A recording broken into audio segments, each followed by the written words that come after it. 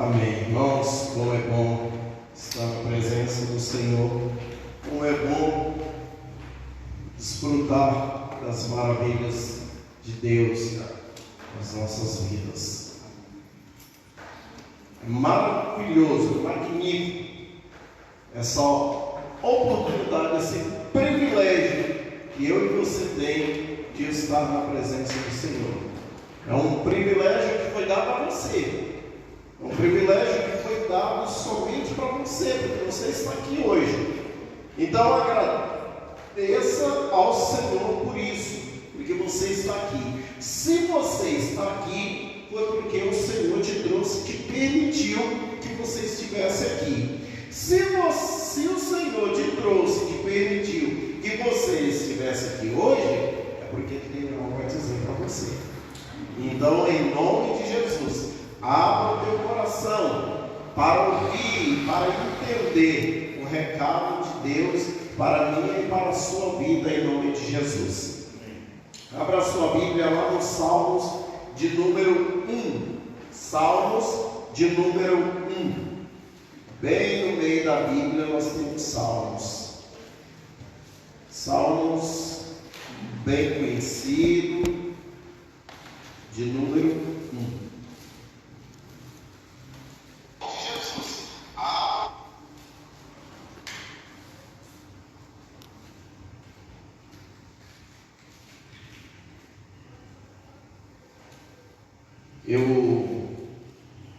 Geralmente eu prego acompanhado do esboço, mas hoje já tentei tudo por jeito aí e não consegui imprimir. Desde ontem está assim. Ontem eu e o irmão Moacir tentamos imprimir as informações, não conseguimos. Aí hoje de novo estava lá só dando uma mensagem que precisa ativar a chave, não sei de quem lá. E aí eu vai seguir. Mas eu não consegui imprimir. Não sei o que está acontecendo. Nem esse aqui, nem o meu. Mas Deus é quem fala, né? Então nós vamos pregar com aquilo que a gente estudou. O esboço é bom que deixa a gente mais seguro. Mas, vamos lá. Diz o seguinte: é o caminho do justo e o dos ímpios. Bem-aventurado é aquele que não anda no conselho dos ímpios, e nem se detém no caminho dos pecadores, e nem se assenta na roda dos escarnecedores. Pelo contrário, o seu prazer está na lei do Senhor, e na sua lei medita de dia e de noite. Ele é como uma árvore plantada junto à corrente de águas, que no devido tempo dá o seu fruto, e cujas folhagens não murcham, e tudo que ele faz será bem sucedido. Os ímpios não são assim, são porém como a palha que o vento dispersa. Por isso, os ímpios não prevalecerão no juízo, nem os pecadores na congregação dos justos. Pois o Senhor conhece o caminho dos justos, mas o caminho dos ímpios perecerá. Irmãos, este é um salmo sapiencial, um salmo de lei. O que é um salmo sapiencial? Um salmo de sabedoria. Um salmo da lei, porque ela faz parte da Torá também. Então, este salmo, eu procurei, mas eu não consegui achar exatamente a data que foi escrita para passar para os irmãos. Mas, segundo o comentarista Bacon, ele vai dizer que esse salmo aqui, ele foi escrito na época de Jeremias, ali antes da invasão da Babilônia. Então é possível que esse salmo tenha sido usado pelo profeta Jeremias. E esse salmo aqui, irmãos, ele traz uma riqueza muito grande. Apesar de ser um salmo pequeno, de apenas 6 versículos, a gente consegue extrair daqui riquezas muito grandes de conhecimento e de sabedoria que ele tem para nos passar. Tanto é que comecei aqui bem possível que eu não consiga concluir a mensagem hoje desse salmo. Talvez eu não tenha que dividir ele em duas partes, porque ele tem uma riqueza muito grande. Olha só, o primeiro versículo, ele vai dizer sobre 3 grupos de pessoas, tá? Os ímpios, os pecadores e os escarnecedores. E aí no versículo 4, ele vai,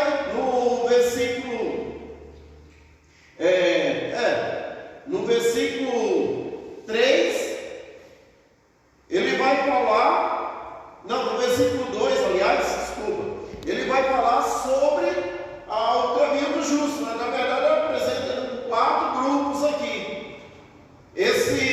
Só que os justos, ele aparece não de uma maneira mais oculta, né, durante todo o salmo, do começo ao fim. Então, você tem aí o grupo dos justos que compõe com mais 3 grupos, que é o grupo dos pecadores, dos ímpios e dos escarnecedores. Aliás, a gente poderia, para simplificar, nós poderíamos colocar apenas assim, o grupo dos justos e o grupo dos ímpios, porque a gente pode colocar tudo num pacote só, ímpios, pecadores, escarnecedores, tudo num pacote só, que é tudo com a mesma tendência pecaminosa e desobediente ao Senhor. São pessoas que transgridem a vontade do Senhor. Então, quando você fala sobre ímpio, quem que é o ímpio? Aquele que transgride a vontade do Senhor. Quem que é pecador? É aquele que anda dentro da vontade do pecado, aquele que anda na prática do pecado. Quem que é escarnecedor? São os zombadores, aqueles que desprezam. Obrigado.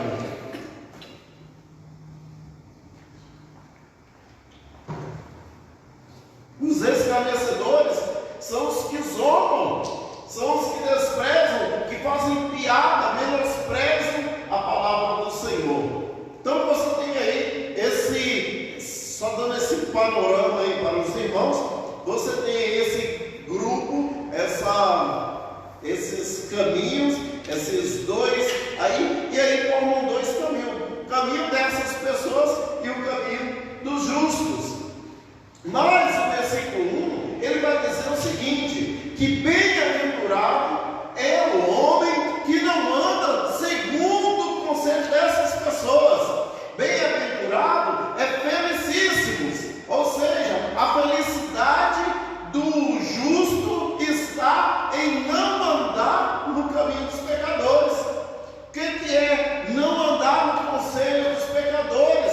É não andar participando daquilo que os pecadores pensam, compartilhadamente com os pecadores. Irmãos, eu acho incrível quando o crente vai buscar conselhos em pessoas do mundo, em pessoas que não são crentes. Como é que você busca conselho com pessoas que não são crentes, com pessoas que não têm compromisso com a palavra do Senhor? Adolescentes, jovens, moças, vai buscar conselho em moças mundanas. Que conselho que essas moças podem dar por uma jovem, por uma adolescente, para que elas percam a sua virgindade, para que elas desobedeçam os seus pais, para que elas sejam rebeldes? Que conselho o menino vai buscar para os meninos que não são crentes, são mundanos, que eles usam drogas, que eles vão para as baladas e usem pedras e usam as balinhas lá e amanheçam nas baladas, e que os jovens e adolescentes não vão à igreja porque é muito mais divertido em qualquer outro lugar do que vir à igreja? É isso? Esse é o conselho que os jovens e adolescentes do mundo podem dar para o jovem e adolescente da igreja? E que conselho, muitas vezes a gente fala de jovem e adolescente, mas nós temos também adultos que vão buscar conselho lá fora, no mundo. Que conselho as pessoas do mundo podem te dar? O que você acha, rapaz? Eu estou aqui, você acha que eu devo ir na igreja?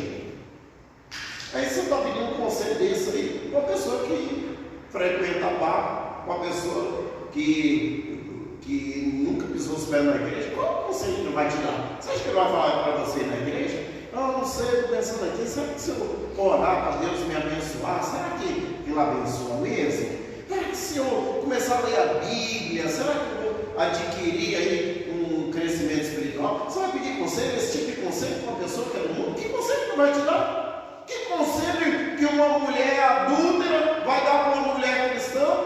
Que conselho que um homem caloteiro, que um homem trambiqueiro vai dar para um homem cristão?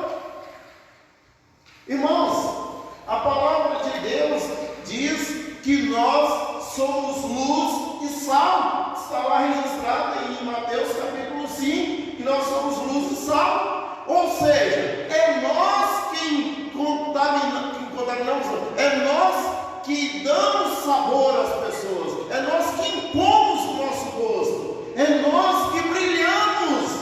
Ou seja, o mundo está em trevas e nós chegamos com a nossa luz e nós empurramos a treva para longe, porque nós somos luz, não é a luz que cobra as trevas, é as trevas que expulsam a luz. Agora, como é que a coisa pode ser diferente? Não tem lógica, não tem cabimento isso. Então, a felicidade do justo está condicionada em ele não buscar conselhos, não andar segundo a regra do mundo, não andar segundo as regras ímpias, aquilo que os ímpios determinam, e nem se detém no caminho dos pecadores. O que é isso, não se deter no caminho dos pecadores? Caminhar fala de trajetória de vida, caminhar fala de andança de vida, na sua caminhada diária. Ou seja, o que isso quer dizer? Seu estilo de vida, aquilo que você escolheu para si. E o que eu e você escolhemos para si? Nós escolhemos a mesma coisa que Josué escolhe. Quando eu olho o capítulo 24 de Josué, ele diz assim para o povo. Josué já fez muita coisa pelo povo, né? E chega um momento que ele reúne todo o povo e ele não impõe mais nada. Ele chega e fala: olha, vocês já viram, vocês já aprenderam, vocês já viram os milagres de Deus, isso é um fato que ninguém pode negar. Então agora está na hora de cada um escolher. Vocês devem tomar uma decisão hoje. É hoje que vocês têm que tomar uma posição. Ou vocês servem a Deus, ou servem o Deus dos amorreus, cuja terra vocês habitam, os deuses dos cananeus, dos amorreus, dos heteus, em cuja terra vocês habitam. Vocês sirvam esse Deus, ou vocês sigam o nosso Deus que nos tirou da terra do Egito. O que quer que seja que vocês decidirem, isso não importa. Porém, eu e a minha casa serviremos ao Senhor.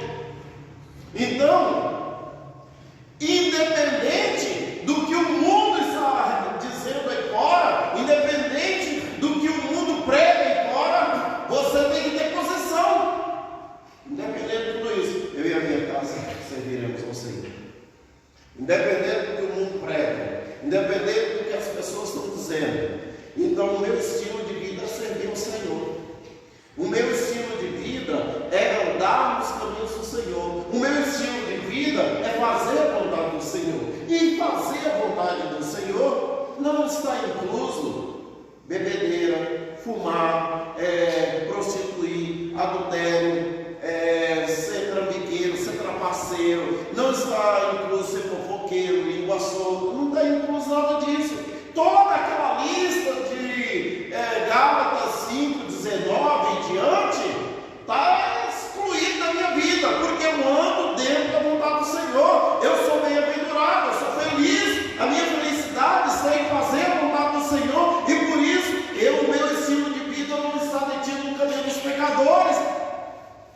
E ele vai além, e nem se assenta na roda dos escarnecedores. Vocês perceberam que aqui, nesse versículo, é uma sequência? Bem-aventurado o homem que não anda segundo o conselho dos ímpios. Vamos estar lá fora fazendo, né? E não vai buscar conselho lá. estilo de vida das pessoas que o cercam não contamina. Ele não está preso a isso. Ele não está com o coração voltado a isso. Agora, muito menos ainda, ele se assenta. Porque olha só, quando um crente, ele para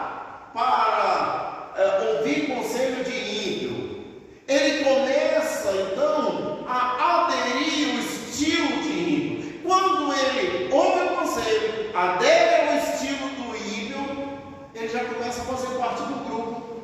Olha só, é uma sequência. Um abismo chama outro abismo, né? E quando você pensa que não, você está dentro do buraco.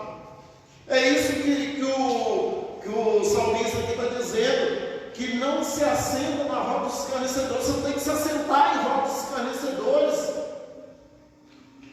Você não tem que se assentar, não tem que fazer parte desse grupo. Irmãos, crente tem que ser respeitado. Irmãos, prestem atenção. Crente tem que ser respeitado. Vou contar uma ilustraçãozinha aqui de um filme que eu assisti. E eu acho que o filme mais antigo, né? Era o Quarteto Fantástico e o Surfista Prateado. E eu não sei o nome lá dos personagens, né? Mas o que eu percebi é que o Homem Borracha lá, o Homem Baixo lá, como que ele era o chefe do Quarteto Fantástico lá. E aí tinha um surfista prateado que era um vilão lá, que estava vindo invadir a terra, né? Tinha toda aquela situação. E ele estava criando uma estratégia para prender aquele surfista prateado lá. Bom, e aí eles precisavam da ajuda do Quarteto Fantástico. E aí o general conhecia lá o chefe lá já de muito tempo lá. E aí na hora lá ele começou a humilhar esse homem, dizendo assim: lá na época da faculdade você era o pior jogador que tinha. Você era péssimo jogador. Você não sabia nada. E ele começou a humilhar. E ele virou então para aquele general e disse assim: realmente eu nunca fui muito bom nos esportes, porque enquanto você e outros estavam jogando, eu estava estudando, eu estava pesquisando, para hoje eu me tornar a mente mais brilhante desse país e ter solução para resolver o problema que você não resolve. E hoje eu estou diante de uma pessoa que está aqui implorando a minha ajuda e não vai ter se não tratar eu e a minha equipe com respeito. E o general foi mudo, não tinha mais o que falar. Irmãos, o crente tem que ter argumento. Chega aí o ímpio e vai se andar com você, vai tacar coisa na sua cara, vai falar besteira para você. Não, o mundo tem que te tratar com respeito. As pessoas têm que ter respeito por você e por quem você é. Agora, se as pessoas não respeitam você lá no seu serviço, lá na rua, lá na faculdade, né? No convívio seu onde você mora, alguma coisa está errada. Não com eles, com você. E aí precisa ser revisto. Precisa ser revisto. Por quê? Que tipo de crente que você é? O crente, ele tem que chegar e tem que fazer diferença. Porque se somos luz e sal, nós temos que brilhar e temos que salgar. Né? Nós não podemos ser iguais. O apóstolo Paulo vai dizer lá em Romanos, no capítulo 2, no capítulo 12, no versículo 2, que nós temos que transformar o mundo pela renovação da nossa mente. Ou seja, eu e você que transforma o mundo, não o mundo que transforma a gente. Nesse ponto, eu abro um parênteses aqui na minha mensagem para fazer um alerta para os irmãos. Os irmãos tomarem muito cuidado com o que nós discutimos hoje aqui na escola bíblica dominical, teologia liberal. A teologia liberal, irmãos, é uma praga que está sendo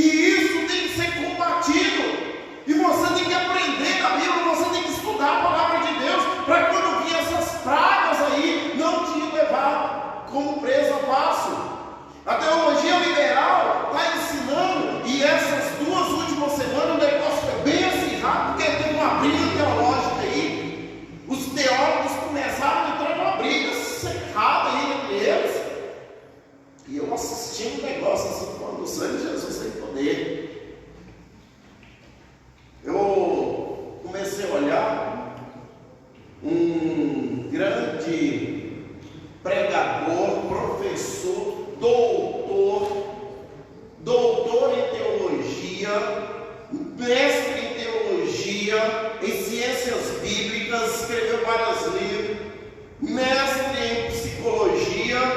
Camarada perdeu para a teologia liberal e ele começa a pregar um monte de besteira aí na televisão, dizendo que a Bíblia precisa passar por uma atualização, que a Bíblia está ultrapassada. A Bíblia precisa passar por uma atualização, porque nas casas os maridos estão dominando as mulheres. Isso não cabe mais nos dias de hoje. Os homossexuais estão sofrendo dentro das igrejas. Irmãos, em nome de Jesus, que essa teologia caia por terra. A Bíblia freestyle está aí também, distorcendo a palavra de Deus, colocando gíria na palavra do Senhor. E aí eu fico muito preocupado, porque muitos estão bebendo essa porcaria, porque tem preguiça de meditar nas coisas sérias do Senhor. Onde estão os crentes dessa geração? Quando eu olho assim, onde estão os crentes dessa geração? Onde eles estão? É preocupante. Se escondendo atrás de uma pandemia. E aí usa isso como argumento para não vir à igreja. Onde estão os crentes dessa geração? E meus irmãos, nós temos que o apóstolo Judas, irmão de Tiago, ele vai dizer: irmãos, igreja, procurando eu escrever, a batalhar pela salvação que uma vez foi dada aos santos, tive por necessidade a exortá-los a batalhar pela fé que uma vez foi dada aos santos. Sabe por quê? Porque dentro da igreja se introduziram homens ímpios que negam a Deus e que convertem de solução a graça de Deus. Esses homens são estrelas errantes, são ondas impetuosas do mar que espumam as suas próprias abominações, estrelas errantes para as quais estão reservadas a leitura das trevas. A esses também profetizou Enoque, o sétimo depois de Adão, dizendo: eis que vindo o Senhor com milhares de seus santos para fazer juízo contra eles e condenar entre eles todos esses ímpios pelas obras de impiedade que impiamente cometeram. Esses são os que causam divisões na igreja e que não têm o Espírito. A carta de Judas, ela é muito incisiva e muito direta, irmãos. Bem-aventurado que não anda segundo o conselho dos ímpios, nem se acerta a rota dos escarnecedores, nem se detém no caminho dos pecadores.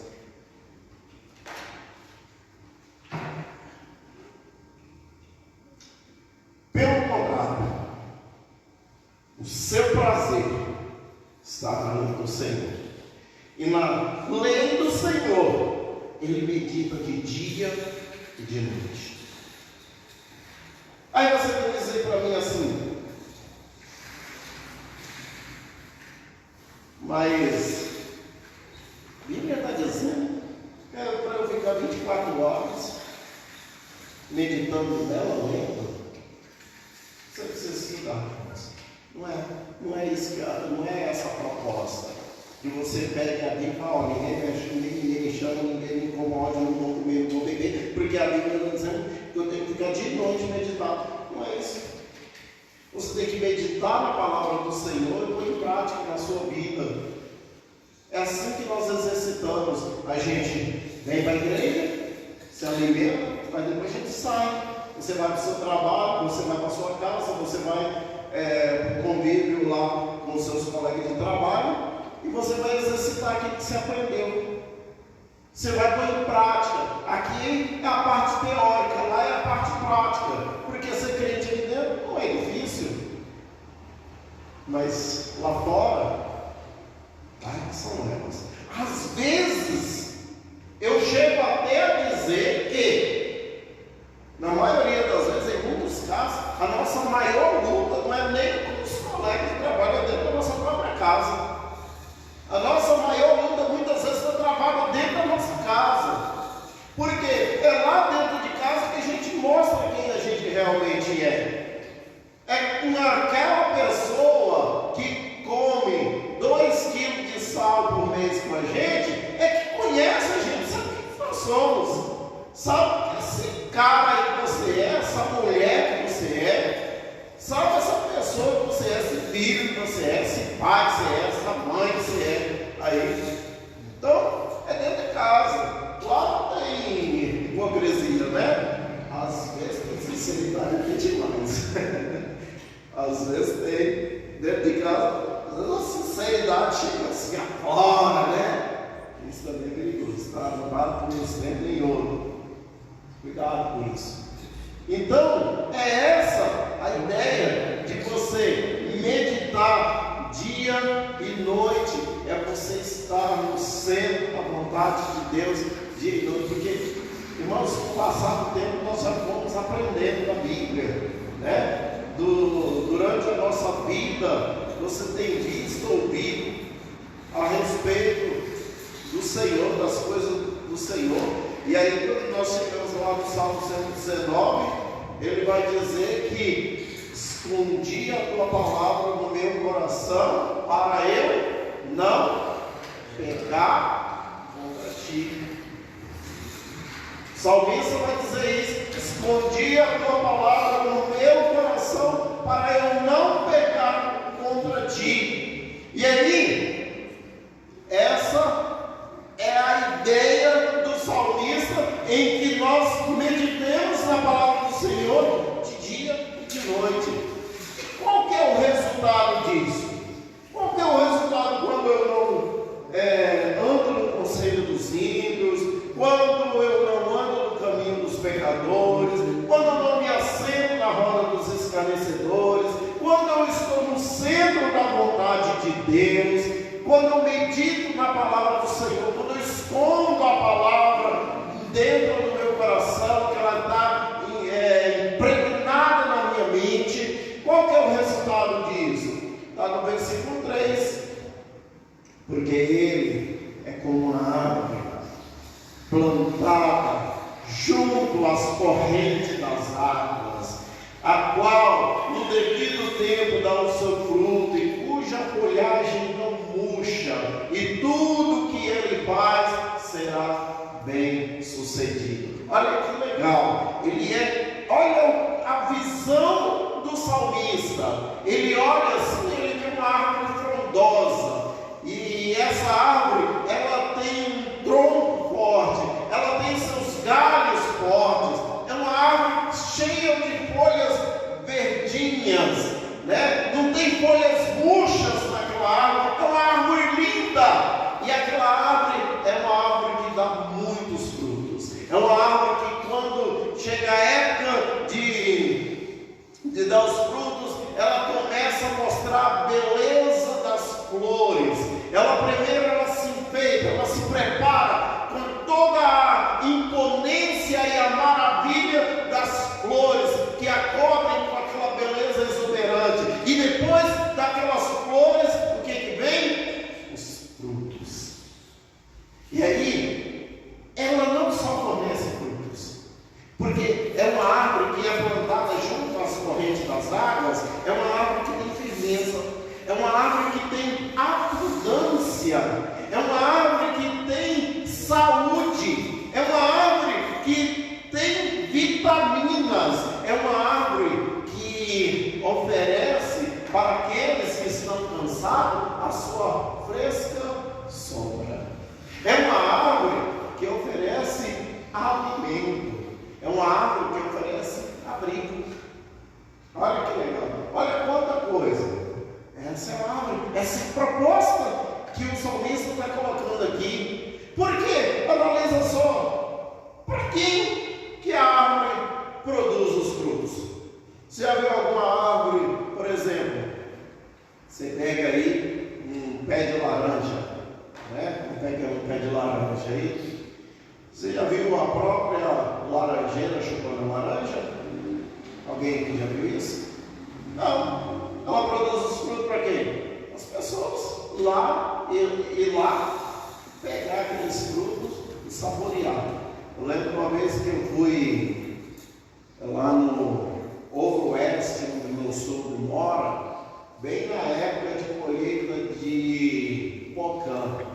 E aí eles me levaram para um lugar muito chato, a uma roça de pocã. E eu sentei debaixo aquele pé de pocã e eu ficava assim, não sabia qual que eu ia. Olhava para um pé assim, aquelas pocãzonas bonitas, e parece que quando você tira a fruta do pé, a fruta tem mais sabor do que quando você compra na banca. É gostoso, deve ser psicológico, mas é uma coisa maravilhosa. Irmãos, é uma coisa linda. Você ir lá debaixo de um pé de fruta e pegar aquela fruta lá e comer. Coisa maravilhosa. Aí eu ia lá, pegava uma, olhava lá, via outra melhor ainda, corria para aquela. Irmãos, coisa magnífica. Aquelas pocãzonas bonitas que a árvore tinha para oferecer. Que coisa linda. E é isso que é a proposta, é você ser uma árvore frutífera para transmitir abundância para aqueles que olham para você, para aqueles que chegam perto de você. Ver que você é uma pessoa que prospera, é que você não é egoísta. E você tem muito para oferecer. Você tem descanso, você oferece descanso. O próprio Jesus disse: vinde a mim todos vocês que estão cansados e oprimidos, que eu vos aliviarei. Então ele se colocava como uma árvore de descanso. Você oferece descanso, você oferece uma sombra fresca, você oferece abrigo, você oferece alimento. É isso que os crentes têm que ser. Crentes que têm o que oferecer, porque tem em abundância para ele. E aí, quando a árvore oferece os frutos, as pessoas se alimentam dos frutos, mas não comem a semente produz outras árvores. Ou seja, aquela árvore, ajudando, ela também contribui para que outras árvores semelhantes a ela também nasçam. E é isso que eu e você temos que ser. Irmãos, eu vou parar essa mensagem aqui, que ela tem muita riqueza, e no próximo domingo a gente continua. E eu espero, no fundo do meu coração, que nós sejamos assim, que nós sejamos como esse homem feliz, esse homem felicíssimo, que é o justo, que anda nesse caminho da justiça, que anda dentro da égide da justiça, que pratica o que é justo. O ímpio pratica o que é injusto, pratica a injustiça, ama a injustiça, mas o justo ama a justiça. O justo ama em fazer aquilo que é correto perante o Senhor. Que Deus abençoe a sua vida, que Deus derrame sobre o seu coração a graça e a paz do Senhor. Amém? Eu quero, pode encerrar, né?